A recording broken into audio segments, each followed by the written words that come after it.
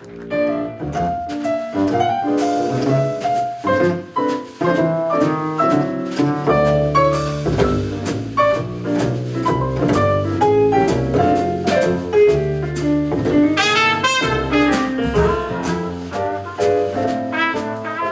we are on the 6th Concorde Classics Car Show. This is Sunday the 14th of September. It's a great turnout today, and luckily the weather's good for us. And we've got the Mayor of Eastleigh here with us today, Tony Noyce, who's come to officially open the show. It's just over 10 o'clock, so hopefully we'll stay with a great day. So Tony, thank you very much for coming along. It's my pleasure to come along on this lovely day, and it's good to see so many people that come here. That come here with their cars, and it's a great fundraising thing, and I hope you do raise a lot of money for Naomi House. Yes, I mean the show, as we've had for the last 6 years, has been raising money for Naomi House Children's Hospice. I've got Sarah here from Naomi House, so Sarah's part of the organising committee as well. Sarah, how successful has this been? Absolutely fantastic. It brings the community together, and we couldn't do it without the support of volunteers, people like Rob, Sporting Bears, and of course the Concorde Club, who very generously give the venue for the day. So it's a fantastic turnout for everyone. Last year raised just over £9,000, so this year we'd like it to make the £10,000. That would be our dream, and it would mean the world to the families and children that we support at Naomi House. So that's what we're aiming for. Yes, so we basically, like I said, it's the 6th year, and we've so far raised just under £30,000 for Naomi House in the last 6 years. Well, our aim this year is to raise another £10,000. Hopefully, if the weather stays good, we'll get everybody here. And it is only from the cooperation and the generous people who have donated to the show so far. So, as Sarah's already said, the Concorde Club have freely given us their venue, which is fantastic. Obviously, we've got the Rotary Club of Eastleigh here, who've done a fantastic job. And without them, we wouldn't be able to have everybody coming out and doing all the stand and everything. And so what I'll get you to do, Tony, is just say officially that the show is now open. I officially open this lovely show. Thank you.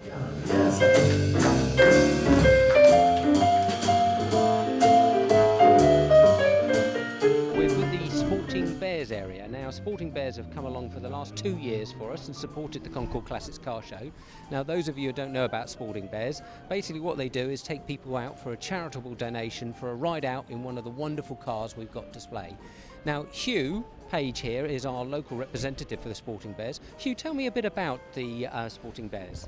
Well, as the Sporting Bears, we're a 25-year-old club now, been doing this quite a long time. We specialise in raising money for kids' charities only by doing our Dream Rides events, which is basically taking people out and giving them a passenger ride in any one of our, today, eclectic mix of cars. So yeah, it's great, and our drivers just love getting out and using their cars for such a worthwhile cause. Well, all the drivers do it totally free of charge. I mean, they don't charge for the petrol, they're just completely taking these people out free. So they're giving up their time and their vehicles to do it. And you should see the joy of people, and you can just hear some of the cars in the background starting up. Now you can totally hear that vehicle started up, and they're just about to go out by the sounds of it.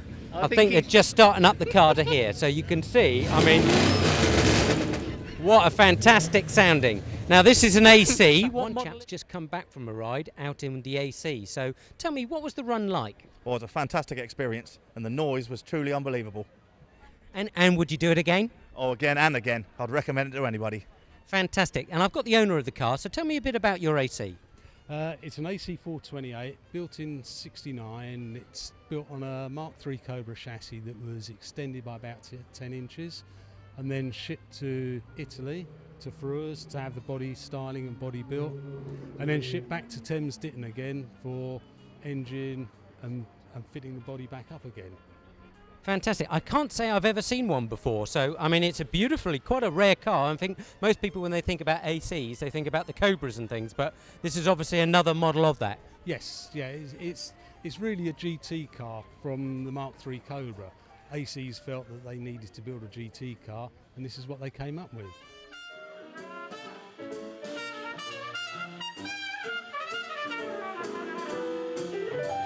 Clive, can you tell me a little bit about your wonderful car? 1961 it was made. It was actually ordered from the motor show in September, October of 1960, which was the first year that Maranello concessionaire set up. and their garage was at English Ford in Poole. So the first Ferraris were imported through there. The first buyer was a gentleman called Bill Knott. He built caravans, Bluebird caravans in Poole. Wealthy guy.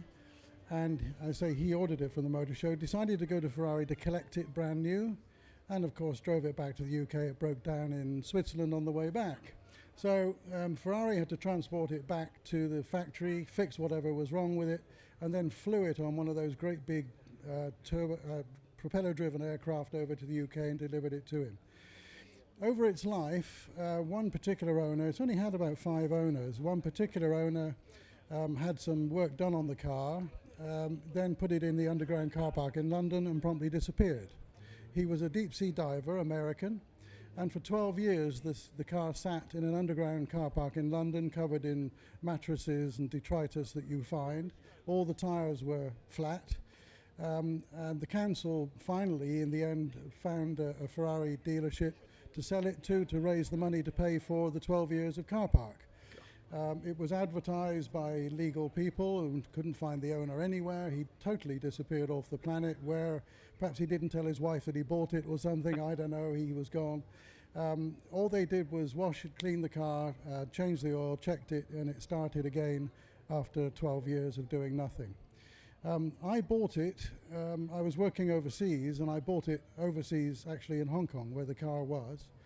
I now live 100 yards from where it was first supplied in 1961, and live about a quarter of a mile from where Bill Knott used to live, because he was in a palace and I'm in a small house. So I've had the car for 13 years. It's not had any major work on the bodywork as far as I'm concerned. We've done an engine rebuild on it because it was old as opposed to lots of miles. It still does 110, 120 miles an hour, but there's no seat belts. The suspension is kind of a little bit old. It does tend to wander on the road. It wants to go in different directions. So you have to do that very early in the morning when there's no policeman about and no traffic. It's the only car my son has actually said, "Dad, do you mind if I get out because it's going too bloody fast and dangerous, no seatbelts." But it's a lovely old car. Wonderful. I mean, it is a beauty to have. We've got a fantastic selection of cars in the Ferrari area, from 1961 right up to the brand new 458s and a lovely F40 as well. So if you want to see some of the fantastic cars we've got displayed in the Ferrari and Lamborghini area, pop yourselves along here and see what you can have a look. Thank you.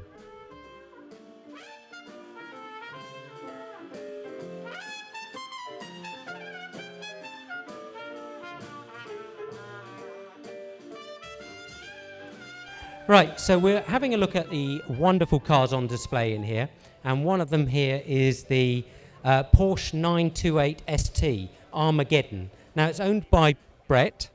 So, Brett, tell me a bit about your car. If you just step forward a little bit. Yeah, well, normally it's 350 horsepower, but I've got a Wizards of NOS 2,000 horsepower nitrous system on it. So in total, if I need to use it or want to use it, it's 2,350 horsepower. Wow.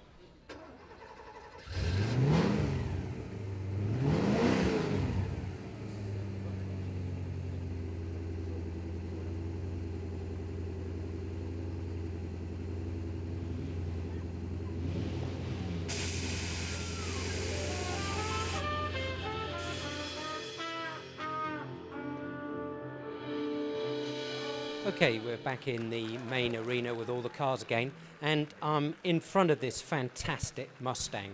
Now, it's a 67 Mustang.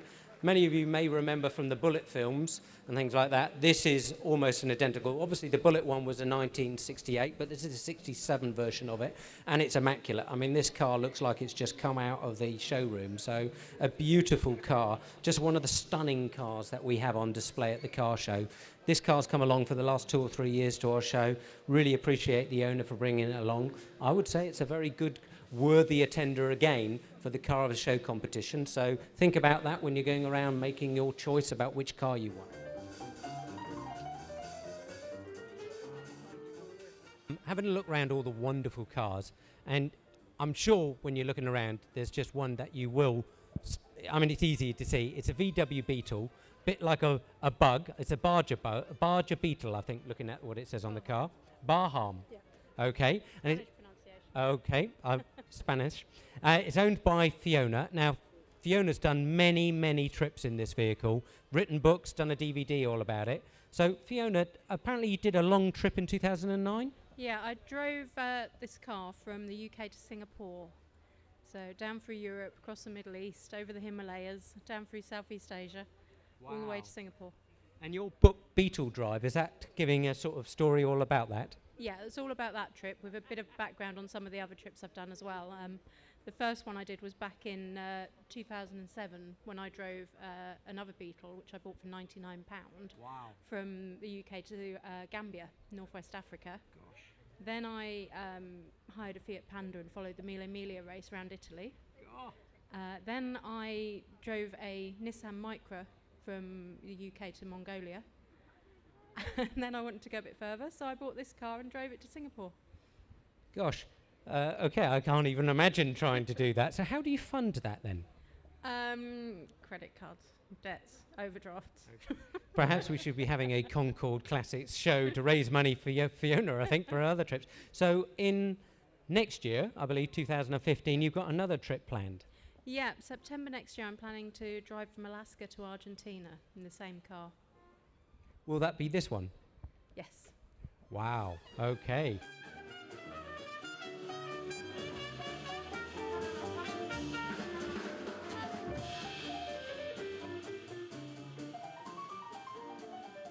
Again, we're out at the front of the car show now, just by the entrance bridge, and I've got with me Cole Matheson. Now, Cole is actually the owner of the Concorde Club and very generously has allowed us to run the car show here for the last 6 years, so totally free of charge. Him and Lynn, who work here, have done a fantastic job supporting us, so we'd just like to say thank you ever so much, Cole, for looking after us. Well, it's been a pleasure to be involved in such a, worthwhile event, and wonderful to see these cars.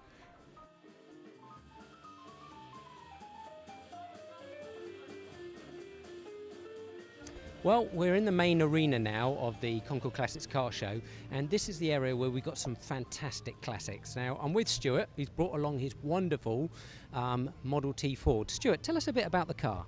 Yep, this is a 1927 Ford Model T, a whole 20 horsepower when it was built. It's probably lost a few horses since then, and it's stopping by appointment. In other words, if you want to slow down, you book an appointment because it has hardly any brakes at all. So, Stuart, you've come all the way from Reading. I'm guessing you haven't driven it all the way from Reading. I have to put my hand up there. This time I actually trailered it down because it was just a bit too far, the 50 miles, and trying to stop. So, yes, we are only about 6 miles away, where we parked up the trailer and then drove it here this morning. So what is the top speed of this car? On a good day, head down, maybe 40 miles an hour. So it's quite happily to chug along around about 20 miles an hour, 30 miles an hour. Around the lanes, it loves it about that speed.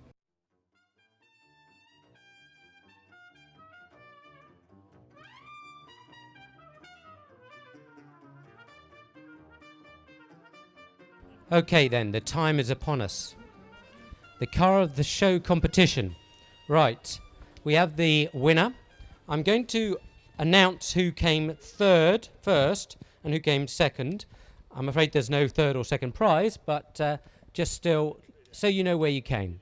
Right, the car who came third was number 40, which was the Buick LeSabre car. Okay, Kevin Redding, that was. He came third. So a round of applause for Kevin.